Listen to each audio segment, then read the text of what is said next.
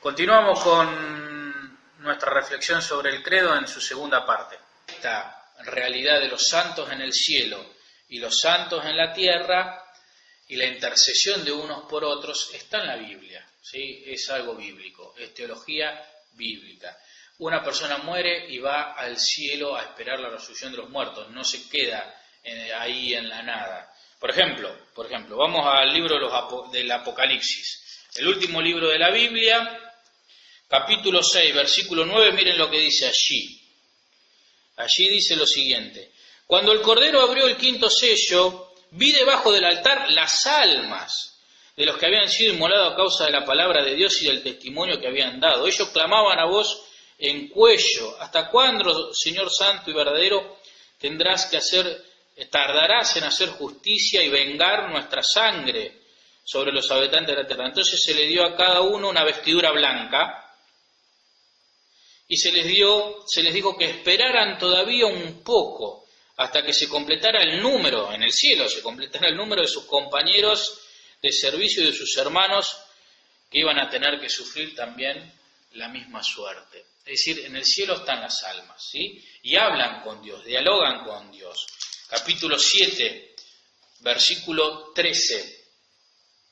Y uno de los ancianos me preguntó: ¿quiénes son? ¿Y de dónde vienen los que están vestidos de túnica blanca? Yo respondí: tú lo sabes, Señor. Y él me dijo: estos son los que vienen de la gran tribulación. Ellos han lavado sus vestiduras y las han blanqueado con la sangre del Cordero. Por eso están delante del trono de Dios. Nunca padecerán hambre, nunca. Es decir, las almas están ante Dios e interceden por nosotros, ¿sí? ¿Qué hacen delante del trono de Dios estas almas? Capítulo 5, versículo 8 del Apocalipsis.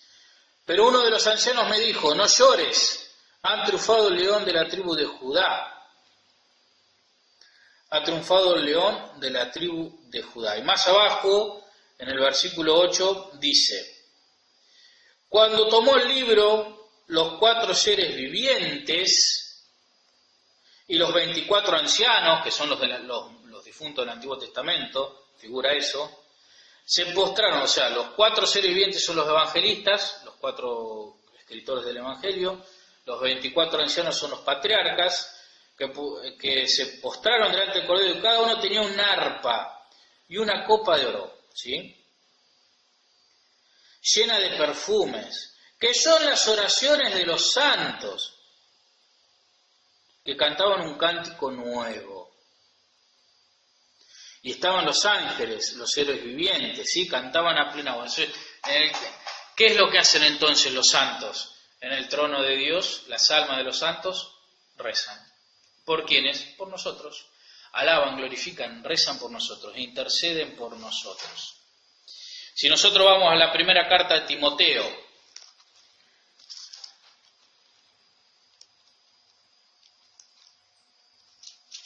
primera carta de Timoteo, capítulo 2, versículo 5.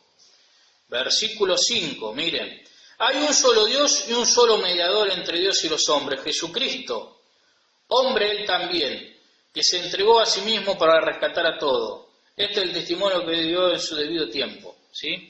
Entonces decimos: entonces hay un solo mediador, que es Jesucristo. ¿Cómo van a mediar los santos? Si leemos un poquito más arriba, esto es lo que suelen usar los evangélicos para decir que el único mediador es Jesucristo. Sabemos que la Virgen intercedió en las bodas de Caná por los esposos, hizo que Jesús adelantara su hora. Mujer, no ha llegado mi hora, ¿qué tenemos que ver nosotros? Eso es una intercesión. Intercesión es pedir algo en nombre de otro.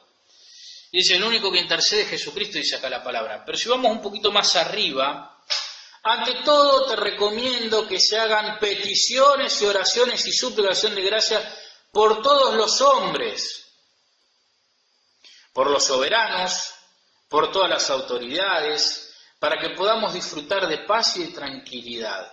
¿Pero cómo entonces?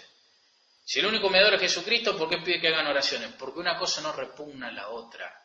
Nosotros podemos interceder por los demás. ¿Por qué? Porque nos asociamos al dolor y a la salvación de Jesucristo, porque hemos sido consagrados con Él.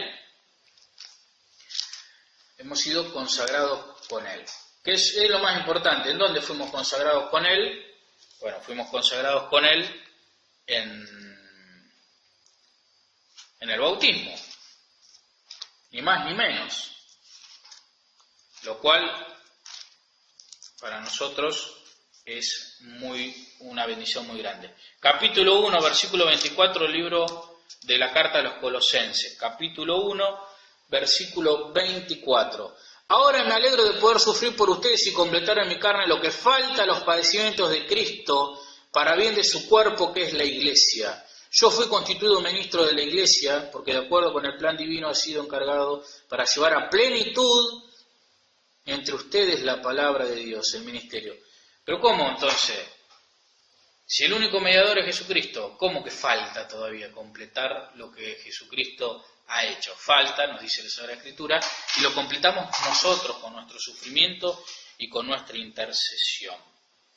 También a veces los hermanos separados hablan de la primera carta a los Corintios, capítulo 3, versículo 11. Allí leemos lo siguiente.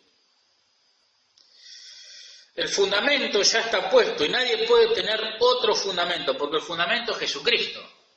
Si el fundamento es Jesucristo, no podemos tener otro fundamento. Nos tenemos que apoyar solamente en Jesucristo. Pero ¿cómo? Si hay que completar todavía los padecimientos de Jesucristo.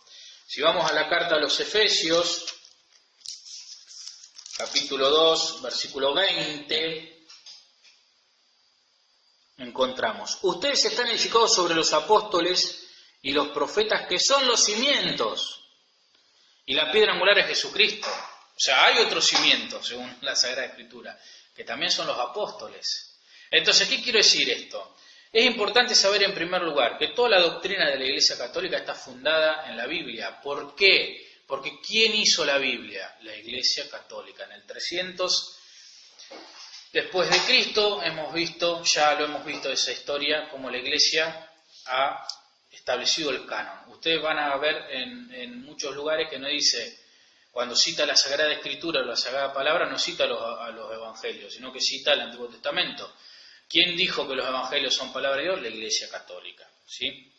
Entonces, toda la teología católica está fundada en la Iglesia. Las iglesias protestantes tienen menos de 500 años. Y ellos dicen que esto es palabra de Dios porque lo dijo la Iglesia Católica. Dijo que esto era palabra de Dios. Entonces, toda nuestra fe está fundada en la Sagrada Escritura también. Pero claro, a ellos les falta algo. ¿Qué es lo que les falta? La tradición y el magisterio, que para nosotros son parte de la revelación, que son los primeros cristianos que nos han enseñado y nos han transmitido la palabra de Dios. Siempre cito lo mismo, pero es bueno recordarlo. Evangelio de Juan, capítulo 21. Jesús hizo también muchas otras cosas que si las retratara detalladamente pienso que no bastaría todo el mundo para contener los libros. Es decir, Jesús hizo otras cosas. El mismo discípulo es el que da testimonio de esto, el mismo que la Cristo, y sabemos que el testimonio es verdadero. Es decir, Jesús hizo otras cosas que no están. Eso se llama tradición y los discípulos fueron manteniendo esa tradición viva.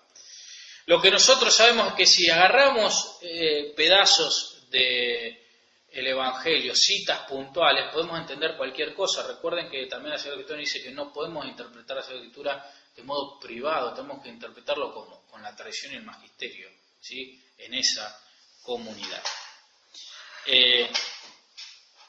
¿Nosotros podemos imitar a los santos entonces? Sí. Vamos a la primera carta de Corinto. Pues a veces decimos, bueno, ¿para qué ponemos los ejemplos de los santos si lo tenemos a Jesucristo? Primera carta de Corinto, capítulo 11, versículo 1. Sigan mi ejemplo como yo sigo el ejemplo de Cristo. San Pablo nos llama a seguir, que sigamos su ejemplo. Es decir, los santos son ejemplo a seguir porque siguen el ejemplo de Cristo. Nosotros tenemos que ser santos como Dios es santo, aparte de lo que nos dice el Antiguo Testamento, sí. Vamos a la primera carta de Pedro, por ejemplo. Pedro, recuerden que los apóstoles escribieron cartas personales. Vamos acá a Pedro. Pedro escribió más de una carta, así que hay que tener cuidado. Primera carta de Pedro, capítulo 1, versículo 14. Como hijos obedientes, no procedan de acuerdo con los malos deseos que tenían antes, mientras vivían en la ignorancia. Así como aquel que los llamó es santo, también ustedes sean santos en toda su conducta, de acuerdo a como está escrito, sean santos porque yo soy santo. ¿Sí? Entonces, ¿tenemos una vocación a la santidad? Sí.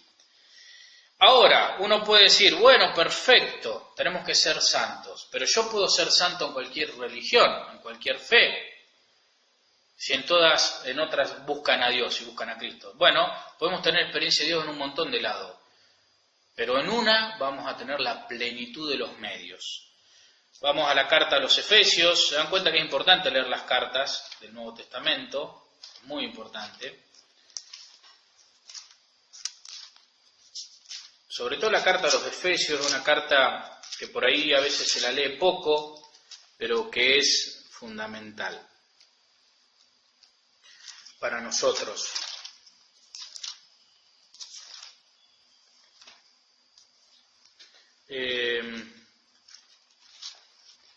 Es fundamental para nosotros. Efesios, capítulo 1, versículo 22. Fíjense lo que dice ahí. ¿Podemos tener experiencia de Dios? Sí. ¿En cualquier lado? También. Pero ¿dónde va a estar la plenitud? Él puso todas las cosas bajo sus pies y lo constituyó por encima de todo, cabeza de la iglesia, que es su cuerpo, está hablando de Cristo, ¿no? Y la plenitud de aquel que llena completamente todas las cosas. ¿Qué es la iglesia? Él es cabeza de la iglesia y es la plenitud del cuerpo, que es la iglesia. Entonces, ¿dónde está la plenitud? En la iglesia, que es su cuerpo y es la plenitud de aquel que llena completamente todas las cosas. La plenitud de la fe, de la verdad, ¿dónde está? En la iglesia. Una, que es la católica. Cuando Pablo escribe esto, no existían los protestantes. Cuando Pablo escribe esto, no estaban ni los protestantes, ni los testigos de Jehová, ni los mormones, no estaba nadie, solamente estaban los católicos, los universales.